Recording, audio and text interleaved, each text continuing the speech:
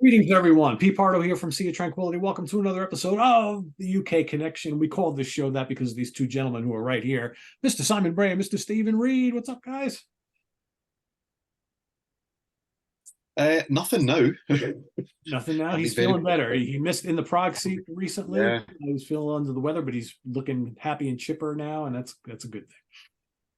I like having you guys happy and healthy. And Simon had his little battle a little while ago, and everybody's all feeling good now. So that's the important thing. Cool. Sounds good. Much better. So we've got ranking the songs on a classic album today, and a very fine one that Simon picked out, and I am 100% in agreement that this is a classic album. We'll talk about that in just a minute. It's, of course, the very first Rossington Collins Band album. But before we do that, of course, we must talk about the beverage selections of the day. But before we do that,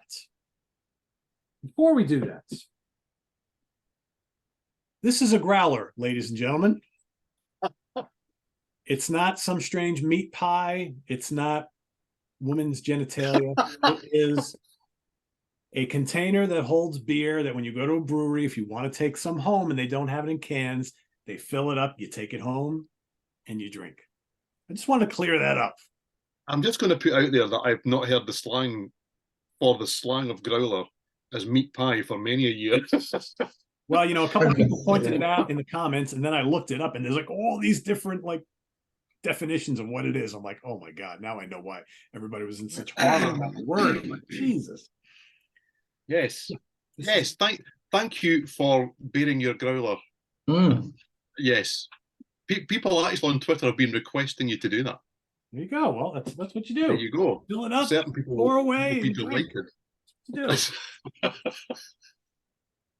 Like I left the last show, and I'm like, all right, I gotta research this because what is going on with this word? I'm like, it's just a container of beer. I'm like, oh, I guess it's more than a container of beer in other places. More, yes.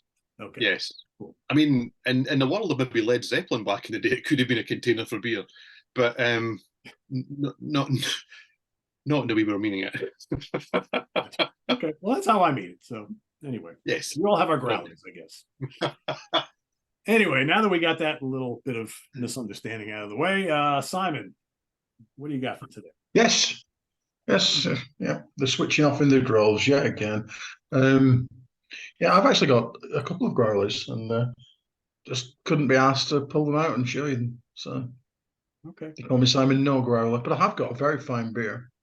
Good. Yes, I've often thought to myself, why do I never have a beer from Lancashire? True. Well, now I have. Here it is. All the way from sunny Burnley, or Bonley, as they say around there.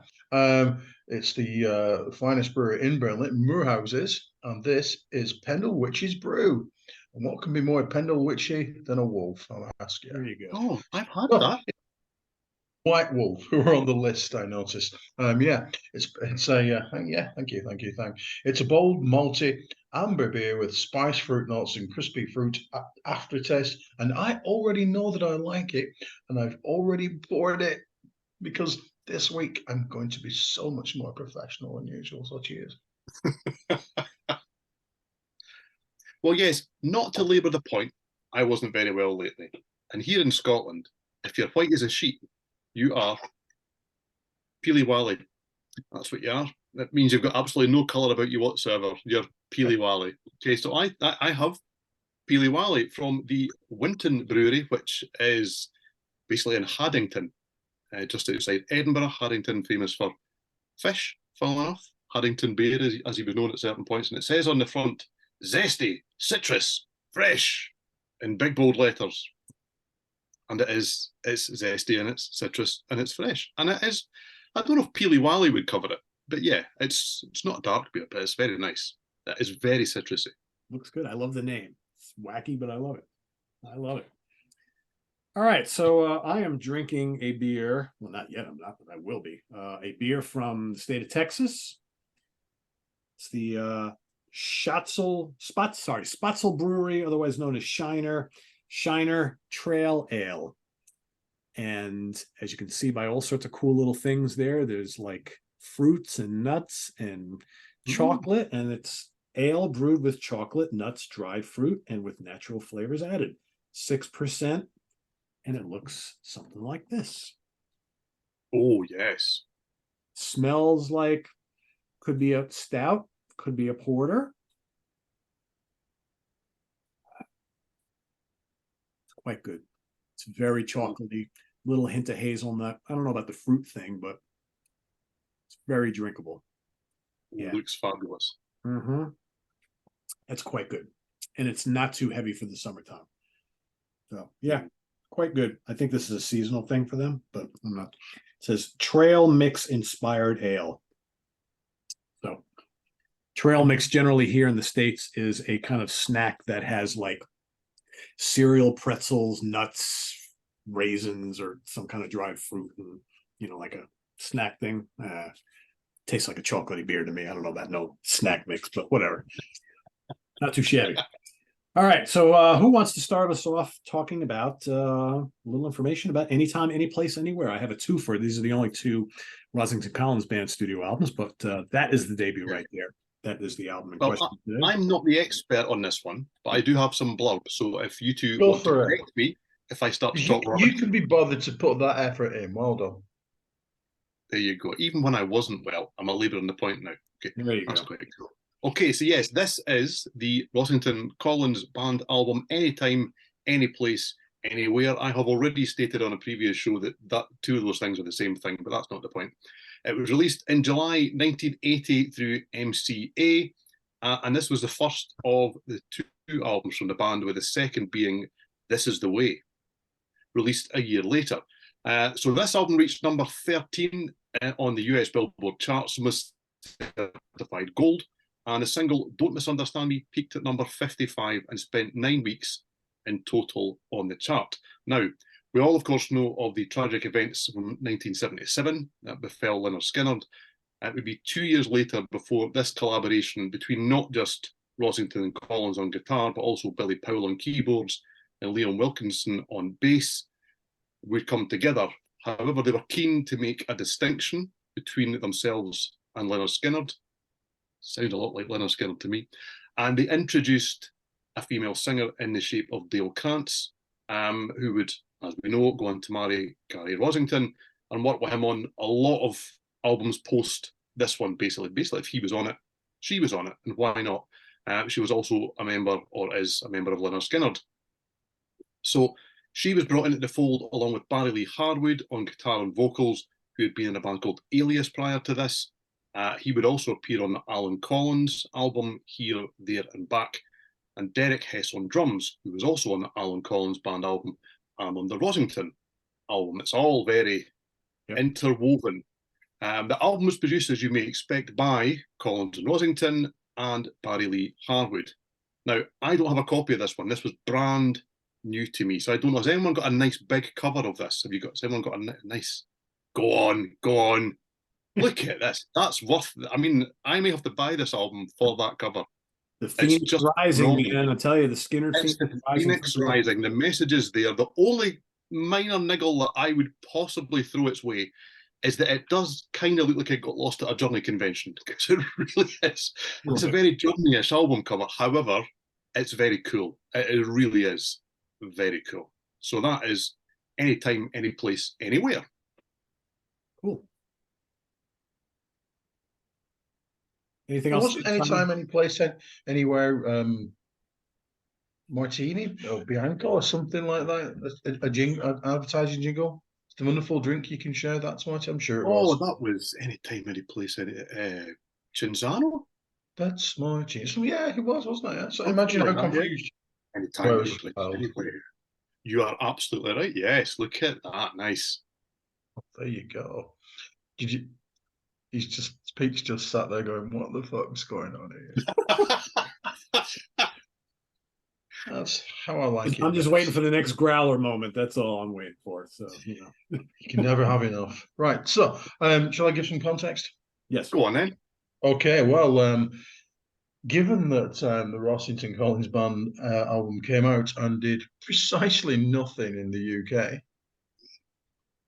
yeah, didn't chart in the slightest. I thought I'd pick a random week from the UK album chart to see what kind of stuff was around. And normally when I do that, I'm really thinking, okay, where's James Last? What can I take the piss out of? Where's Arlene Phillips? Where's David Soul? Where are these things? That's what I know. Where is John Poyer? These are the things that I'm looking for. But you know what? From 1980, the 20th of July 1980. This is a cracking chart, my friends. I'm gonna tell you the top 10. The Game by Queen, Emotional Rescue by the Rolling Stones, Xanadu, Deepest Purple, Flesh and Blood by Roxy Music, Searching for the Young Soul Rebels by Dexys Midnight Runners, Give Me the Night by George Benson, Uprising by Bob Marley, Off the Wall by Michael Jackson, and Me, Myself, I by John Armatrading. These people are all still famous. There's none of this like make up your K-Tel classic shit now. Joy Division were at number 11, Blue Oyster Cult were 12, Cultosaurus Erectus, Black Sabbath Live at Last 14, Boxcar Willie. Now we're talking. Boxcar Willie, was he popular in the States, Peter? Moderately. A lot of people know him. I couldn't name one song by him, but yeah, but everybody's heard of him. Inexplicably popular over here. Really? Yeah, very much so. Very much so. Vienna by Ultravox was there. Just really quite, Regard to the Bunk by the Police, really quite solid stuff. Ready and Willing, Wheels of Steel.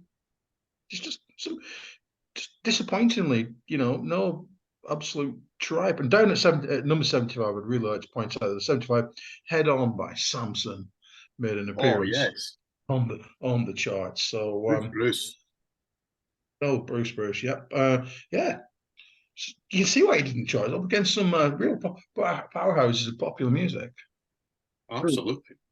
But it's interesting though, because at the time, right before the plane crash, Lynyrd Skynyrd were pretty popular everywhere, right? Maybe not quite as popular in the UK as they were here, but I mean, they were on the verge. I mean, they played Nebworth, opened up for Rolling Stones. I mean, they were pretty high profile, and the plane crash was big news. And I'm surprised, even here. I mean, this did pretty well here, but not Skynyrd well, that this band didn't get more notoriety and more acclaim, especially considering how good the album is. So it's maybe it didn't get promoted enough, or maybe they didn't do enough to put the pieces together of this is most of all the surviving members of Skynyrd back again, right? I don't know. And I never understood why, because as we'll probably talk about, the songs are there. It's a mystery. I would suggest that the band name is king. You look at most bands that they split or they fracture, and you might even find that 3 members out of 5 stick together, but they change the name. They will only ever really be moderately successful. One guy can stay with the band name, and that's it. That is really what matters. So we often say on the channel, oh, if they just changed their name, I could have lived with that album. That's why they don't. That's the one reason why they don't, because people see the new album by Lynyrd Skynyrd or Genesis or whoever it may be and go, oh, I like them. But they see, even if it's not random names, these are not random names, but it's not Skynyrd on the front, and they go, rings a bell. Yeah. This album is essentially Skynyrd with a female singer, isn't it? Yeah. Right. And I think the fact that, because I remember them saying that they did not want to do that because they wanted to honor the memory of, the couple that passed, right, in the plane crash. But yet, 8 years later, they had a change of heart, right, and changed their mind, and they decided to go back out as Skynyrd. And I would argue that this album maybe sounds more like classic Skynyrd than some of the albums that came after the reunion, right? So I don't know. Was it a good decision? Yeah. Would people have gotten upset about it if they came out as Lynyrd Skynyrd for this album? Perhaps. Maybe this soon. I think years later, people are ready for it. Yeah. There's that hunger, let's celebrate together kind of thing. But a couple of years down the line, people will go, I've just put a big cross all the way through my notes. You just said it all. I've nothing to say. It's all gone. Anyway, context for the US where it did sell. Okay. it did have an unusual time in the charts because this album I would suggest was nearly successful. I mean, it went gold, but back in 1980, that's nearly successful. Do you know? So it debuted at number 51, and then it kind of crawled up the charts. It went to 32, 26, 21, 19, 2 weeks at 16, 3 at 15, you think, 3 at 13, and then it just kind of slowly fell away again. Another 4 weeks and it was out of the charts. It's a strange little kind of journey that it had. I would presume that the single would maybe coincide with it getting there, and then that falls out of the charts maybe, and then the whole thing just tumbles away. But it peaked for the first time at number 13 on the 20th of September, so a little while down the line as well. That's why I think it's maybe to do with the single or whatever, I don't know, in 1980. And the top 15, same again, was pretty rock friendly. You had the same as the UK at number 1. You had The Game by Queen, then you had Jackson Browne will Hold Out at number 2. Number 4 was the Rolling Stones, Emotional Rescue. Then you had The Cars with Panorama at 5. Pat Benatar at 10 with Crimes of Passion. Back in Black by AC/DC at number 12. This album obviously at number 13. And The Kinks with One for the Road at 14. But Simon's touched on something. If you love the soundtrack, this is your time. So you know this is the soundtrack era. You've got Xanadu at 8. You've got The Urban Cowboy at 9. You've got Fame. I Want to Live Forever. I Want to Learn How to Fly. Hi. Okay. At number 11 and at number 15, you've got Honeysuckle Rose. Remember that? No idea what that is. And further down, you've got number 22, you've got McVicker, which I think I'm going to go out there and say is his finest moment. I love that album. And then you've got the Blues Brother at number 39. So it's soundtrack-tastic at this stage in 1980. See, it's an interesting chart in the US.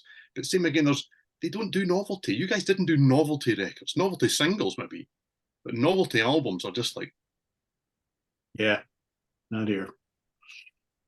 And it's interesting, you mentioned how the success of this album is probably driven early on by Don't Misunderstand Me, the single. I don't recall them ever releasing another single from this album. At least not that I remember hearing on the radio. From what I found, I don't think they did, no. Yeah, and I don't understand that at all. I think something that'll probably come up as we're ranking these songs is I think there were other single-worthy songs on here, and I don't understand why they didn't strike while the iron was hot, but it's kind of too late for that now, right? Yeah.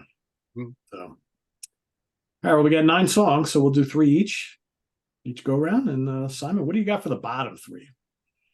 Thanks for asking. What I like about doing these kind of exercises, mainly because my collection stayed up in the loft for about 20 years, and then I put it down, and I didn't do a Steven. I didn't sleeve everything, and I kind of put stuff back in alphabetical order. But when I bring them out for the UK connection, I just lob them back in.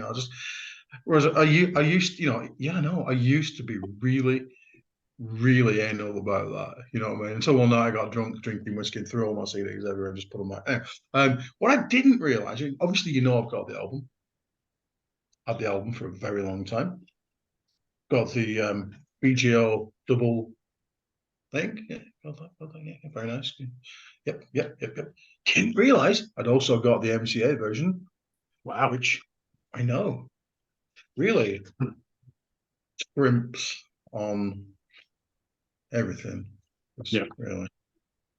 Yeah, I appreciate it's in the compact price, but Jesus Christ, really?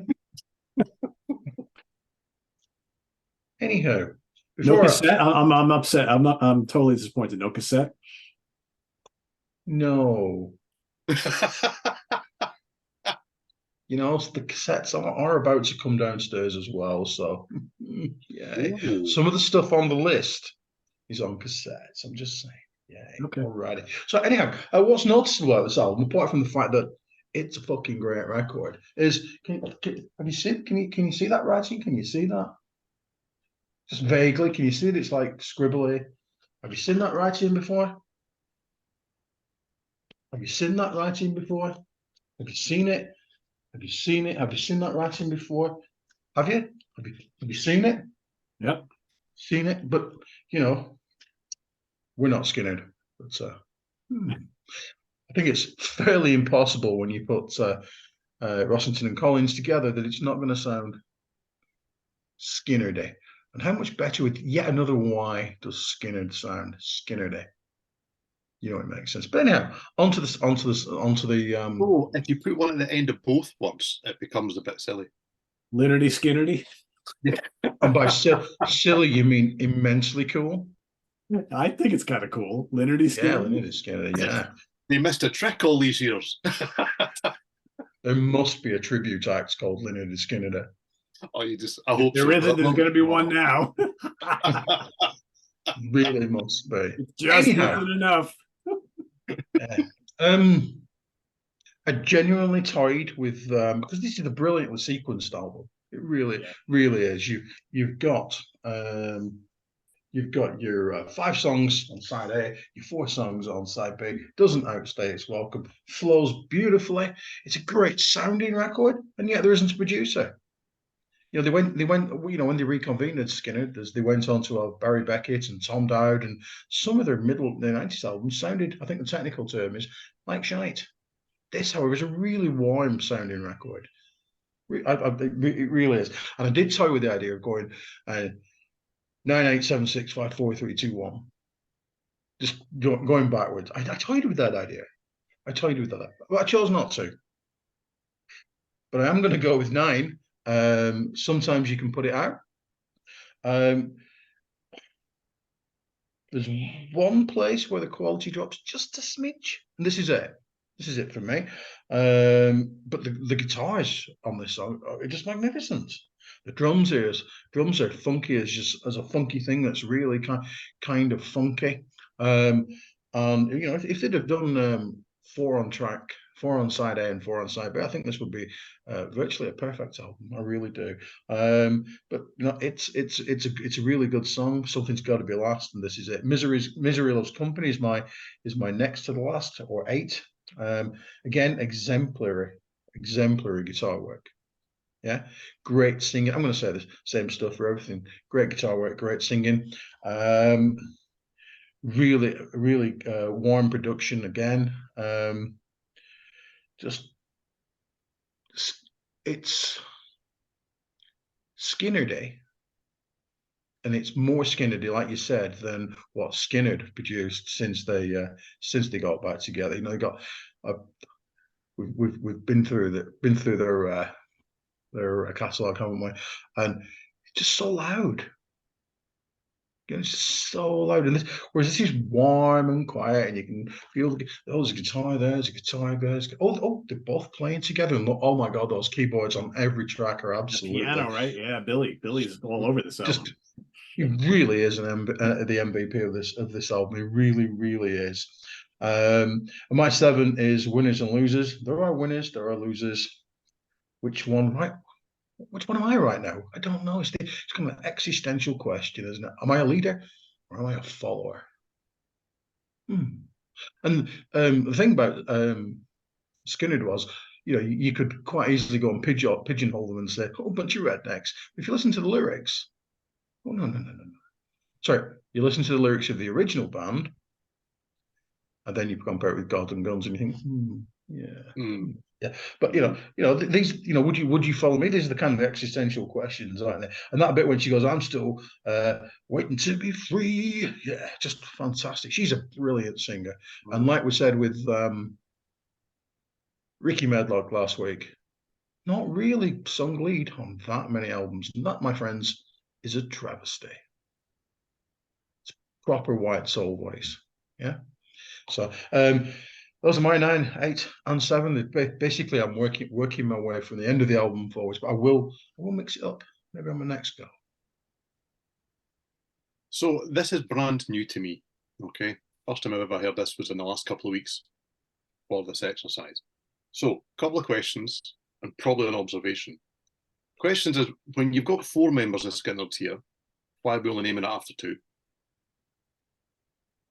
That was one of the first things to me, because I had to go look up the lineup, because I genuinely knew very little, if not nothing, about this at all. And looked and thought, well, hold on a minute, I know these guys. But you don't get that vibe, obviously, from anything up to that point. I'm also a little confused as to why they only did 2. Was there a reason that it ended? I mean, the second album sold very poorly. and it pales in comparison to the first one. And there was some drug use and things going on with the band, and then Alan Collins wanted to do his own band, and him and Gary wanted it because I think Gary Rossington Band happened after that. So I think it was just a matter of they weren't doing the kind of big business they thought they were going to do, and then they were just kind of like, let's just enough. Okay, that makes sense. And Krantz wants to start a proper relationship away from all the shit as well. Yeah, that's right. Did he go to Wyoming, somewhere like that? I think it's somewhere like that. Yeah, that's right. That also happened. So the two of them they didn't tour the second album, did they? Because Gary, I think it was Gary, hurt his foot, so they didn't tour. And if you don't tour, people don't know you're out there, do they? So yeah. And then at some point, somebody turned up with a fuck ton of money and said, "Would you like to be Lynyrd Skynyrd again?" And they said, "Yes, please. Don't mind if we do." So okay, that's my questions. My observation coming into this is I went away and streamed YouTube this album without finding out anything about it, without really knowing anything about its history at all. And then I went and did a little bit of research so that I could talk about it. And I was amazed that this was released in 1980. This album sounds like it was recorded in the 70s. Oh, yeah. There's nothing about this album that says 1980. Nothing. That's a compliment, maybe to its detriment, in 1980. Not now, interestingly. Now you look at it and go, whoa, it sounds rich and it sounds warm and it sounds full and the production's great. Back then we were going, this sounds old. Because by 80 standards, even you read through the stuff on the charts there, Pat Benatar, Cars, AC/DC, this album, and you think, wow, it's almost lost in time in many ways. And it's not a criticism in any shape or form. Now we look at it and go, but it benefits from all that. Back in 1980, I can imagine people hearing this and kind of going, so were these old recordings that they've redone? It's a strange, interesting vibe. But anyway, as always, I digress. So, yes, I came to this album cold, and I am probably initially going to make myself a little unpopular. Okay. I've gone for 3 Times as Bad at number 9. Okay, because I don't like the vocals here. Okay, and this is one of these, it's not you, it's me moments. I don't really, I knew you would agree. I don't like, doesn't matter who it is, male, female, what era, these overwrought vocals. It's a bit Janis Joplin-y, which I don't really connect with. Just doesn't, they're great. The vocals are fantastic right the way across the album. And I will laud them really quite soon. But on this one song, I am just kind of left going, oh, can we just tighten it up a little? Just a little? And it seems to be, it's a showcase for her. And it's right up front and centre. And that is really, that's commendable, I think, as well, considering what the album's about and who it was that was on it. Really pushing her up front and saying, you can be the star here. That's a really bold move. But for me, I don't connect with it very much. And it's also the second longest song on the album. So I initially kind of thought, oh, I may find this hard work, having not anticipated that, I have to say. It's the only thing I don't like. Okay. Number 8, I've got Getaway. There's a kind of, I don't know, I struggle to describe this, a kind of an American music hall spaghetti western flavour. It's interesting. There's a sort of a strange, lovable throwawayness about some of the melody in it. But wow, the dueling guitars.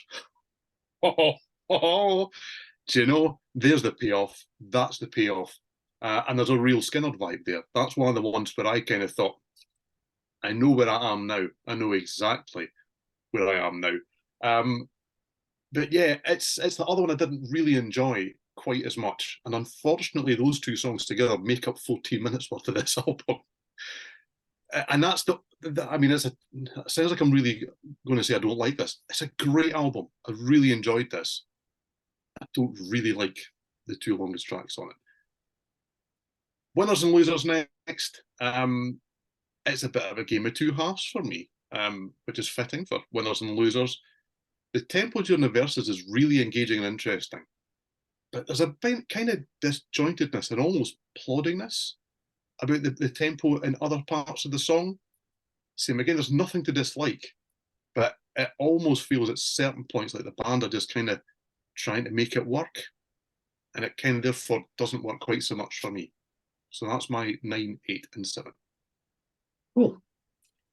Yeah, I mean, I initially had a very similar situation to Simon when I was trying to rank these, because the first time I went and put them in an order after I listened to this a couple times. For the first time, I haven't listened to this in a while, not a long time, but it's been a while. I noticed like the top half of my list was almost identical to the sequencing of the original album. And I was kind of like, all right, well, that doesn't make any sense. So I went and listened to it again, and I was like, all right. Then I started to kind of fiddle around a little bit. But Steven, I'm with you. 3 Times as Bad is my number 9. I don't dislike it. I don't dislike anything on this album at all. I just think, I mean, this is good. It's slow blues. You're absolutely right. I think she's got this Janis Joplin thing going, which I'm okay with because I always like Janis Joplin. It's a little gospel-y. You got some majestic piano from Billy, which I really like. I think it's a good song. It's just my least favorite here. I don't dislike anything on this, so something's got to be at number 9, so I'll have that one there. Number 8, I have Winners and Losers, which I think is a good, solid, gritty rocker. I think Dale, once again, knocks it out of the park. A lot of tasty guitars. I don't find this song, though, as memorable, because there's some really great choruses on this album. Really good melodies and harmonies. This one I don't think quite succeeds on the level of some of the others, so that's my number 8. And then number 7, I'm going to go with the last song, Sometimes You Can Put It Out. I love the kind of frantic arrangement on this one.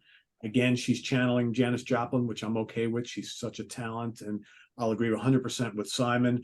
Why wasn't she used more than just backing vocals going forward when the band got back together? I'll never understand. She's just up there to look good and add the little harmonies, and I'm like, man, listen to these albums. She is so good.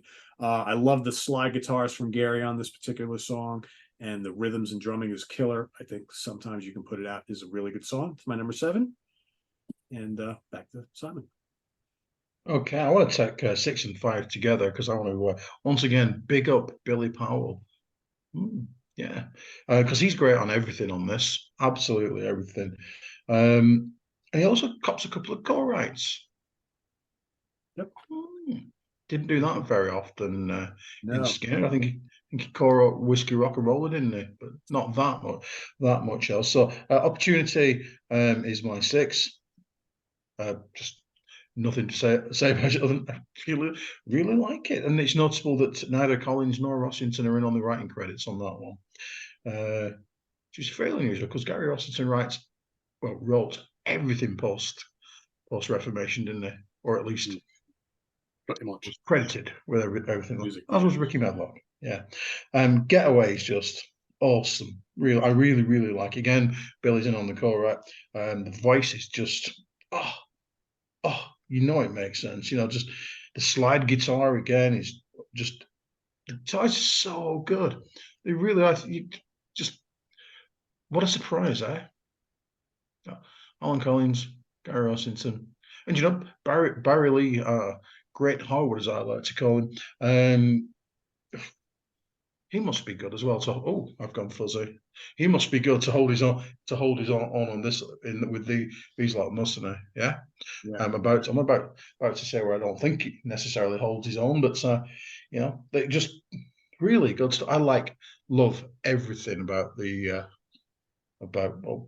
at least 8 of these tracks. And we're about to find out how right I am about something else in a minute. My 4 is Don't Misunderstand Me, which is a duet with Barry Lee Harwood. I always get to this one and think, why is he singing? Why is he singing so much of this? Why? Really? Yeah, why? When you've got her, why is that? And then you think, because actually it's like a really good trade-off kind of thing, is it? But the key things again, and I think most of the songs at some point have a little breakdown where Billy has a go, and then the guitarists basically go, "Off you go, Billy. Where are you now?" And this song does that to absolutely magnificent effect. You could argue that maybe in some ways this is quite formulaic, but as an album, but it was, as a genre, Southern rock was pretty dead at this point, wasn't it? Pretty dormant. Yeah. Mm-hmm. Yeah, and maybe that's why they didn't sell. Yeah, Well, I mean, 38 was doing pretty good at the time, and Molly Hatchet, I guess that's probably about it, right? At this point in time. And they all made quite a number of these bands then went on to make records that are on the list.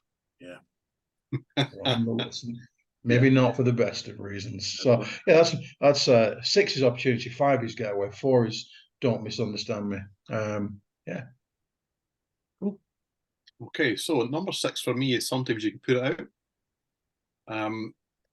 It's interesting, as I say, fresh ears coming to this, and not as big a Southern rock fan as you two. That's the best way of putting it. I have nothing against Southern rock. I have some in my collection. I'm all about the Blackfoot. I listened to this and thought, I think Meatloaf heard this at some point. It's quite theatrical. And in the structure, you can kind of sense that kind of theatricalness. It's very jazz hands. Do I don't, and I say again, I don't mean that in a bad way. And Dean Krantz is fantastic on this. She's carrying that. There's a versatility in her voice. Initially, I kind of thought, yeah, I know what's going on here. She's just a great kind of wailer and has that kind of presence and that kind of bluesy richness.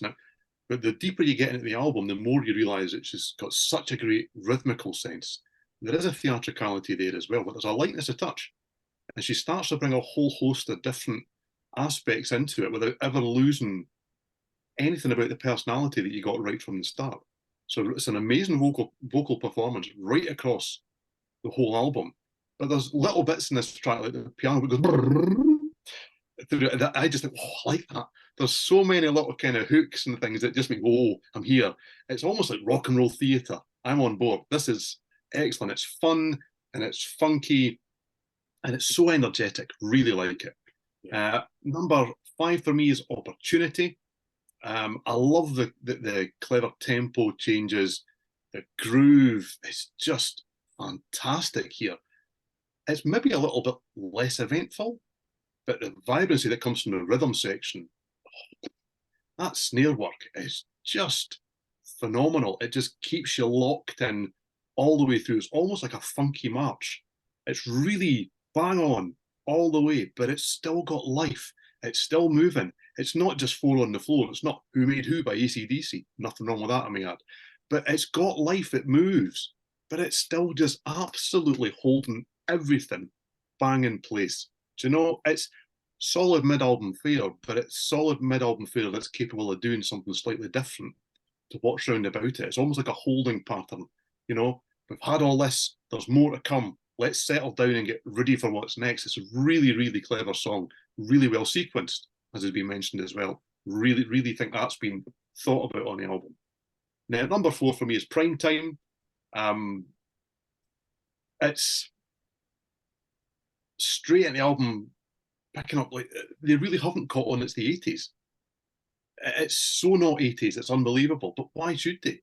Do you know that this is Southern rock? It's their staple. They own this. This is the best exponents of this, realistically, coming back and just taking it by the horns. I mean, the piano honks in that way. That's it honks and it tonks. It's there in the background.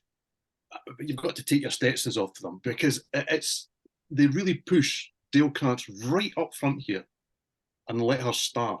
It's just phenomenal. It's a really brave move because that's not necessarily why people had bought into what was going on here. People were buying into this because of the past and the history. But what they'd gone and done is they'd gone and got somebody really special to front this. I said, well, why would we waste that? Why wouldn't we highlight it? It's absolutely fantastic. But the solo sections, it's more piano than guitars. I mean, considering we're almost in a 3-guitar configuration here, that really is not what you would have expected, but it's absolutely fantastic. I love the energy here, and I love the groove here. And I wrote down in my notes, what's not to like? It's just so good. Love it. Yeah, you mentioned they got the 3-guitar army is here. But this is not a guitar overload album by any means. There's plenty of it, but there's not like the tons of big riffs, and they don't go berserk with the soloing. Everything is very economical, so well done, so melodic, and so memorable. So it's the way to do it. All right, what are we? 6, 5, and 4, right? All right. So my 6 is Misery Loves Company. Another catchy one. I mean, I listened to this song. This could have been on Street Survivors, the last Skynyrd album. It just sounds like from that era. I love Billy's majestic piano notes. You got the scorching guitar solos in the middle. It's Skynyrd to me with Dale singing. Just love it. Really good. I think for me, everything from here on it is just like incredible. Getaway, number 5. Dark, bluesy, mini epic. I like that it's lengthy. Great chorus, plenty of guitar soloing. And again, another song that I close my eyes and I can picture Ronnie singing that song 3 or 4 years prior to when it actually came out. It just sounds so Skynyrdy. Great song. Love Getaway. And number 4 for me is Opportunity. That one reminds me, that's why I brought up 38 Special before, Simon. That one reminds me of 38 Special. I think Opportunity for me is the one song on this album that kind of does sound like, all right, we're moving into the 80s. It's got that kind of melodicness that 38 Special always did in that Southern rock framework. Got really great guitar work on here. Dale sounds great. And I think for me, Opportunity is one of the unsung heroes of this album, and I'm shocked that they didn't release it as a single. But I really like it a lot. But it's only number 4, so the best for me is yet to come. Back to Simon. Yeah. Do you think that it sounds like it was recorded in the late 70s? Because what do you reckon that most of these people were doing for the previous 2 years before they made this record? They probably weren't sat there thinking, "Oh, new waves around. Well, punk's just this disco's been the biggest thing in the world for a while." They were grieving, and there was yeah, I think they just wanted to get back to normalcy, and then what better way to do that is to write songs that are basically where you left off, right? Yeah, exactly. I think that may well have something to do with it. But anyway, my 3 is One Good Man. Getting biblical about the city of Sodom. Plenty of growlers there, I assume. Too soon? No. It's again. Hope that's a clean one. It is clean. Yeah. Mine are all clean. Yeah. When she sings, he said, "I'm sorry, Lord, but I just can't find one." You think, "Oh, really? Just not one good man? You couldn't find one in the whole of the city?" Really? And I think part of the reason why I don't like the second one quite as much is they went down that kind of Christian-y kind of, let's talk about God all the time kind of thing. But One Good Man's great. He does that kind of creepy kind of. I don't mean creepy kind of I've got a growl thing. I mean, it kind of creeps along, and you think, "Oh, this is actually quite dangerous." It's saying something. Be a better person, that sort of thing. I think One Good Man to me has got kind of like a Simple Man thing going on.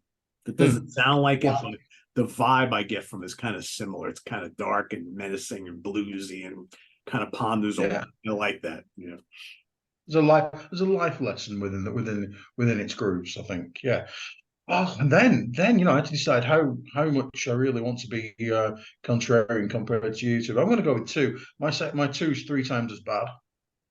Absolutely awesome. Earlier today, I promise you it was number 1. She's such a good singer. She really, really is. And I could fairly cheerfully never hear Janis Joplin again. Quite cheerfully. But this is Joplin-esque, isn't it? Yes.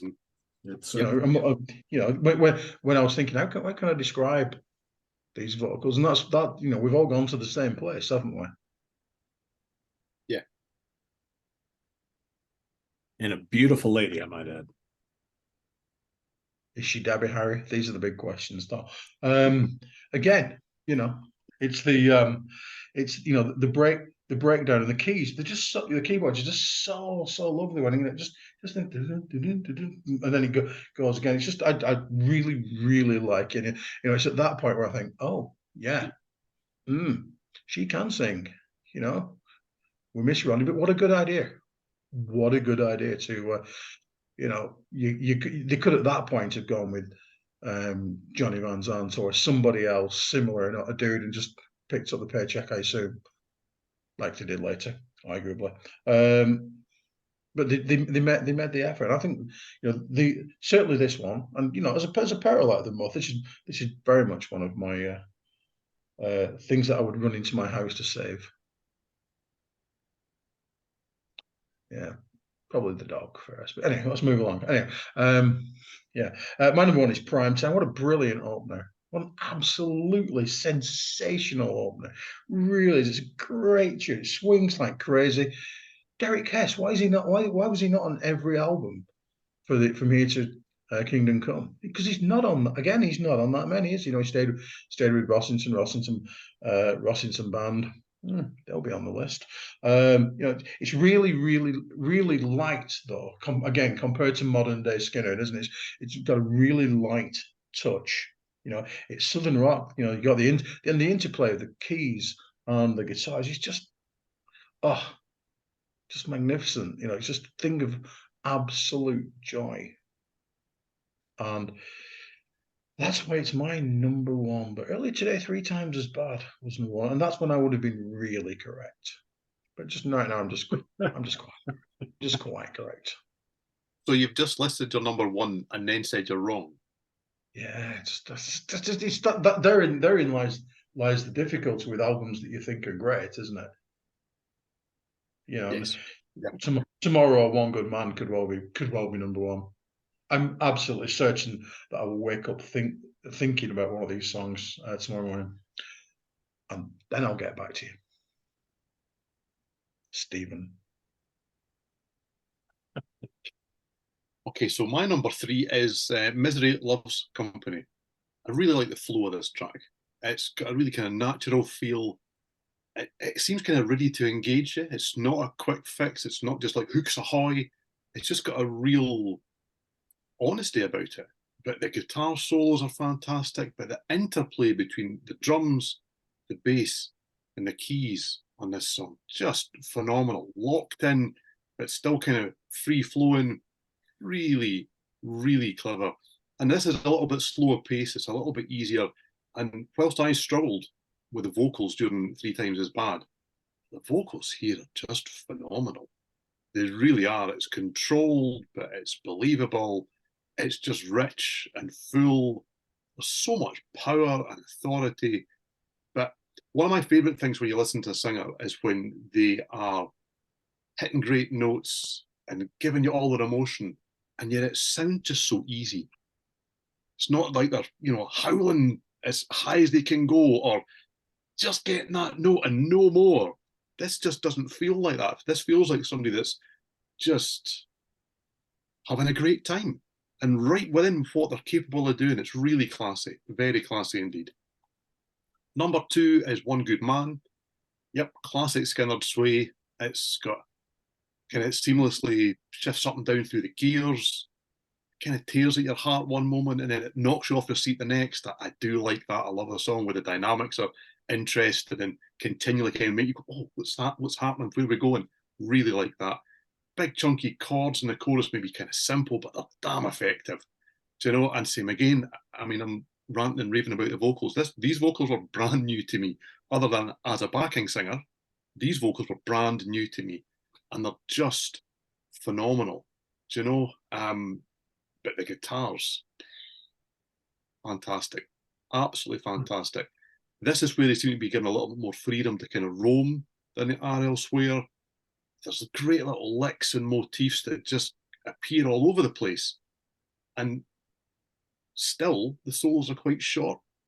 It's exactly what you said, Peter. This album's not about going, here we are, look what we can do. It's all about, we wrote some great songs. We spent some great time writing some great songs. We've arranged them really well. We just happen to be quite good at what we do. So here's a great little solo. Let's move on now. Yeah, that's what it is. Yeah. And I love that. I mean, I like an instrumental workout. I love great playing, but I prefer it when people kind of go, do you know what, this song just doesn't really need all that. I'll have my little spot and do it really well. So number 1 for me is Don't Misunderstand Me. I love the bass line. It kind of winds its way through this song. I think, I presumed at this stage Simon has confirmed that it's Barry Lee Harwood who's doing the male lead vocals here. I think he's great. I think the singing's absolutely great. I mean, he's not Krantz. I get that. He's great. The singing genuinely made me think, wow, who's that? They're really good.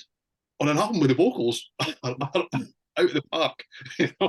So I really liked it. I'd actually welcomed a little bit more, not because the vocals aren't great elsewhere, but just that counterpoint. I really quite like the counterpoint between the two, but I'm nitpicking, really. The band really come together here. The guitars are kind of gently firing off the bass line. The pianos just support it all, but there's room for everything to kind of dart in and out the spotlight. Drums are just showing great dynamics again. Drums are great on this album. And everything is just unobtrusive. Nothing's kind of demanding to be in at the front and just taking all your attention. Same again, you're allowed to hear the songs. But the guitar solo in this song, it's smooth, it's tasteful, it's never overdone. And that just kind of blink and you'll miss it. A cowbell that appears right in the middle of the song. I'm here for shit like that. I really am. And already on a song that I'm going, oh, this is fantastic. Oi, we're all the way, it's number one. Fabulous. This has been great fun for me. I mean, I've never heard this in my life before. And at least 2/3 of it made me go, oh, wow, yeah, okay, I can see why we're doing this album. No doubt. I got to ask you, after listening to this, however many times you heard it, did you go and listen to the second album at all? Yes. And I without any kind of history with them, the second one pales really, I would say. It feels like the ethos has changed and it does feel much less natural to me, just in its whole construction. I don't know if it's because, which I never really thought about until Simon mentioned it earlier, that there was a gestation period for this album that the second one you would guess didn't have, although maybe songs were written, who knows when songs were written and brought to a band. But it doesn't have the, to me anyway, the togetherness that appears to be here. This appears, I mean, I know that there's a huge amount of history, so it's natural that this band would arrive fully formed. And interestingly, the second album takes a little step back from that, where it doesn't have that kind of, there's an organicness about this album, I think. Rushed. That just sounds rushed. Yes, that's a really good way of putting it. And it kind of took the wind out of my sails because I thought, oh, wow, there's another album to discover. Then I listened and thought, yeah, I like that first one. I don't think the second one's a shocker. No, I was going to say, I think Yeah. I need to give it a bit more time. Listened back to back with no knowledge of either before, the standard drop is marked. I actually think if I'd maybe come at them the wrong way round, I'd have liked the second one and thought that's really quite good. And then come to this one and go, oh, but that one's really good. But listen to them the way it did, I just kind of went, right, okay. I'll still probably, if it's available, try and find that twofer, because I'd rather have them both. Yeah. There's highlights on it, whereas this album is pretty much a highlight. Yeah, I would agree. Yeah, it's a step down, but there's good stuff on it. But the first album is definitely, top to bottom, pretty spectacular. All right, my number 3 is One Good Man. Love it. Love that chorus, man. It's just this good, exciting, muscular blues rock number. This nice heavy guitars on the chorus. Billy's organ is great. He plays a lot of piano on the album, but when he's playing organ as well, really, really good. Her vocals are excellent as always. I love the stinging lead guitars. I mean, One Good Man. It's another one on this album that I think could have potentially been done something with radio, but again, nobody asked me, right? Number 2 is Don't Misunderstand Me. That was played quite a bit on the radio around here. And I remember hearing it thinking, wow, that's really good. And then found out it was the surviving member of Skinner's new band. It's like, okay, that kind of makes sense. It's different, right?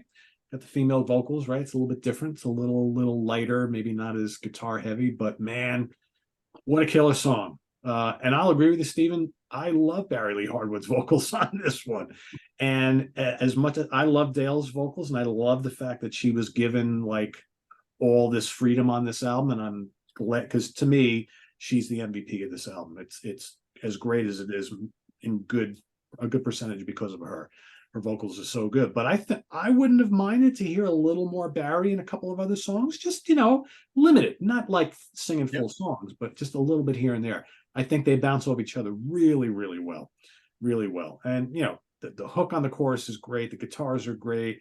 It's kind of funky. It's got groove. I mean, it was like a decent little hit here, not a huge hit. I think it could have even been bigger if they would have promoted it a little bit more. But and then my number one, I'm going with Simon, man. Primetime. All the elements are here, man. Sizzling 3-guitar army is here. You got her powerful vocals, Billy Powell, that great piano solo, great hook. It grooves, it rocks, got everything. It's a great, for me, there's no better way to, for me, the one thing I don't like about the sequence of this album is I don't like 3 Times as Bad as number 2. I think that if they would have put Primetime, Don't Misunderstand Me, and One Good Man as the top 3, and then move into 3 Times as Bad, I think it would have been much, much better sequence. This way you don't have that, big energetic opener and then the long kind of slow blues thing and then back to the bangers, right? I think they should have moved that a little bit further down on side 1, but that's just me. But yeah, I mean, this is a great album. And like I said, I hadn't heard this in a while, and I really enjoyed listening to this again, because it just reminded me of how good it is, and how, like, a lot of times I think when we do these like favorite Southern rock album shows and album, for some reason a lot of times I forget about this one. And it definitely is a top tier Southern rock classic from this era. And if I ever neglect it, I apologize to the band and everybody watching, because this is a really, really good one. I don't know, Simon, if you were to like give this a rating out of 5, this is what, a 4 or 4.5 out of 5-star album? Oh, easily, yeah. Easily, yeah. They clearly like the opening "Let's Go" track, followed by the longer epic, because they did it on the second one. We've got to get it straight to Shauna, didn't they? Yeah, because "Got to Get It Straight" is a really good song. Yeah. So yeah, maybe it's a thing. Maybe MCA sequenced it. Who knows? Could be. It could be. I don't know if either of you know, but when they played live, how much Skinner did they play? Did they play Skinner? You would presume that they did. I don't know. Think so, right? I mean, because if they went out, and because I'm trying to remember if they headlined, I think they were headlining like smallish venues, and I mean, it's only 9 songs, right? So you have to throw in the Sweet Home Alabama, Freebird, and maybe 1 or 2 others, right? You would think. I'm gonna go look that up. I really honestly don't know. Did they not do the instrumental thing with Freebird? I might be talking into my ass at this point, but I don't know. Clearly, I wasn't old enough to. And they certainly never came over here, did they? Yeah, I wasn't going to the show. Yeah, that was a difficult question to ask, because I mean, I'm now even thinking, although the album did okay and they had a pedigree, did they open for other bands? And you think, well, if they open for other bands, did they then close with a couple of Skinner epics? And you think, wow, what headliner would thank you for that? So it's one of those moments you think, yeah, I'll need to maybe look that up, but just from my own curiosity. It's while we were chatting there, I just thought to myself, yeah, that's a strange, because they had to play Skinner live. I mean, if I had been in a position to go and see this band live, you would expect at least 2 or 3, at least. All right, but so then, I'm looking at it as we speak. So I'm looking up a random gig in Holmdel, New Jersey, 1982, and they played Primetime, Gonna Miss It When It's Gone, Gotta Get It Straight, Opportunity, Getaway, Don't Misunderstand Me, One Good Man, Means Nothing to You, Sometimes You Can't Put It Out, and Freebird. That's it. Wow. So the selections from both albums, and then Freebird. Let me see if I find any different. Yeah. Well, I doff my cap to them, because that's commendable. That doesn't necessarily mean to say it was the right move, but that's commendable. Right. That's what that is. 100%. And that's the only one from that has any songs listed. They reformed, according to setlist.com or setlist.fm. They played a bunch of dates late in the 80s before Skinner got back together, but they don't really list anything. So I don't know. I'm not sure what that's all about. I don't remember them ever getting back together. But yeah, based on the one set list that's available from 82, that's what they played. So Yeah, I mean, if that's accurate, and somebody, thank you, I'm sure somebody will know. I would be, because that's, as I say, commendable. I think, wow, that's amazing. If you go see a band, you want to hear that band, but when you've got that catalogue and they rightly own that, to not lean on it a little heavier than that, wow, that's brave stroke. and that's Not basically stupid. them saying, you know what, we Respect. appreciate what came before, but this is a new Yep. band, and we are going to go out based on our own material. Can't argue with that. Yep, I mean, I do like that ethos, I really do. But you have to wonder about what we talked about earlier about why this band didn't do better. Maybe that has something to do with it. Maybe because they did not carry over their legacy into the live shows, and people were kind of like, this is really cool. I like the sound, but I want to hear. We miss Skinner. I want to hear more Skinner. And they were like, we're not that band anymore. Well, I remember, and it's a very different parallel. I remember going to see Fish on his first solo tour, and if one of the phrases that will stick with me from the stage was as he introduced whichever song it was, he went, "Way, here's the one you know." And it was a bit like that. I mean, people were on his side, and everyone wanted him to do really well, and everything got, you know, a loud cheer and a bit of applause. But when he played some Marillion song, people went, "Yes, Yeah. I know this one." And you just, as I say, brave, but I don't know if that would have been the right move. But who am I? Who am I? It all worked out in the end, I suppose. So Yeah. Well, that's arguably why they play the same 12 or 13 songs every night without fail as Skinner now, isn't it? It's what people want to hear. Yep. Yep. Yep. Yep. Yep. That Much a lot of us pretend we don't. Yeah. Yeah. So cool. Well, Steven, I'm glad you liked it because Very much. Yeah, good. That's good. So it's always cool when we all kind of agree that we've got a good one here. It doesn't always happen, but you know, today it did. So, all right. So, which one of you fine gentlemen would like to give everybody a preview into the next episode? Well, I got it wrong last time, but I'm very, very confident that we're going to do a favourite, least favourite wild card with plenty of cheating. Well, quite frankly, they played rock and roll. Motorhead, yay! It's what the people want. Yes. Yes. It's not Halloween, but it is Motorhead. It's what the people want. Our audience can't get enough of Motorhead, which it's okay by me. Yeah, and I'm going to go out there now and immediately say this may be the most difficult one ever. Yeah. Yep. Would you guys agree this is not a bad album? Yeah, I am struggling to find least favourites, and I'm going to have to make up reasons for things to be wild cards. Realistically, I mean, I do make the effort with these, and some of these catalogues are ginormous. I know that Simon certainly does too, to try and go back and listen to the whole thing.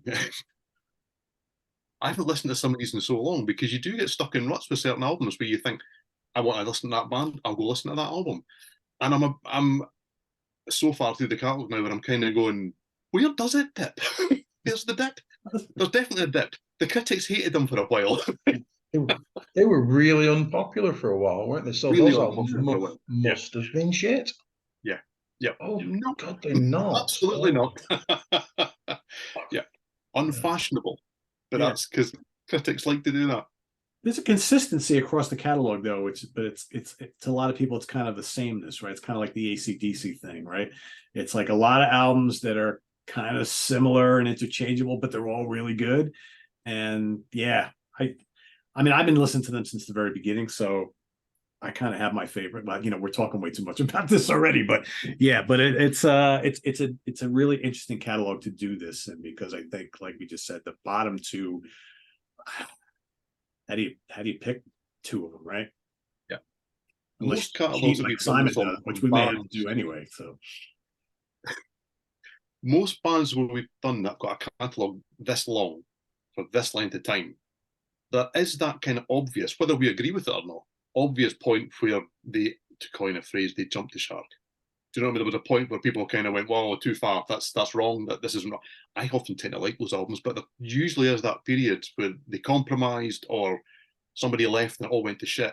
I mean, lots of people left and it did kind of go to shit, but not necessarily on the records. Yeah, but anyway, as you say, I'm doing the show. Let's stop. Whoa. put on the brakes because we'll start recording now, right? And just so there you have it, everybody. So your assignment for today is to rank the songs on this album. And if you've never heard Rossington Collins' debut album, that is your assignment, to go out and listen to it, because I think you will be pleasantly surprised how great it is. But if you are already a fan and well familiar, just rank the songs as you would rank them, as you like them, down in the comments below. And then your next assignment, because of course you don't escape any of these shows without lots of homework to do. Gary, if you're watching, get everybody in line, make sure they do their homework. Pick out your 2 favorite, 2 least favorite, and your wild card for Motorhead. And that's coming at you in 2 weeks from today. So till then, this is on the web at www.seatranquility.org. We're on Facebook. We're on YouTube all together all the damn time. Please subscribe if you haven't already, and click on that notification bell so you get alert of all of our content as it posts. And please do hit the like button before you leave. Thanks, everybody, for watching. Enjoy the rest of your Saturday, whether it's the middle of the afternoon or in the evening. And have a good Sunday. We'll see you in 2 weeks here on the UK Connection. For Simon Bray and Steven Reid, I am Pete Pardo. Take care, everybody.